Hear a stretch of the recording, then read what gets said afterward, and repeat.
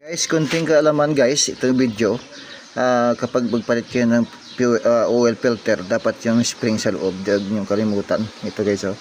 Dito yan pumapasok sa loob guys, nakikita, tingnan niyo mga yan, mayroon siyang lalagyan guys, dito yan pumapasok yung spring sa gitna.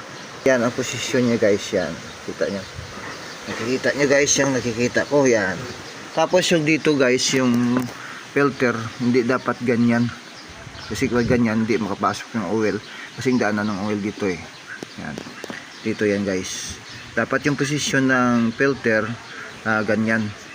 Yan. Hindi pataob. Kasi kapag pataob, papasok dito yung spring. Tapos hindi itatagwas dito ang oil. Kasi steel to eh. Yan talagang masisira yung buhay nyo. Kasi malakas ang gastos nyo. Aabot kayo ng 15,000 kapag pumutok yung makina. Dito naman guys, yung dalawang butas. Maraming nalilito to guys kasi ang tatakip ng oil filter ng Barako walang pangalan yung dati, Barako Negro to eh.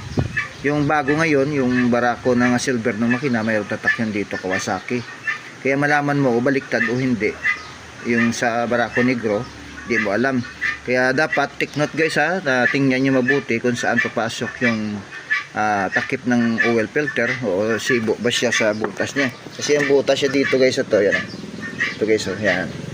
Kaya dapat ang posisyon niya ganyan, hindi pa ganyan. Kasi the same nun yan, kahit ganyan papasok din yan. Di gaya ng mga Barako sa ngayon, iba hindi siya magpasok kasi mayroon dito sa kabila, mayroon siyang pangalan.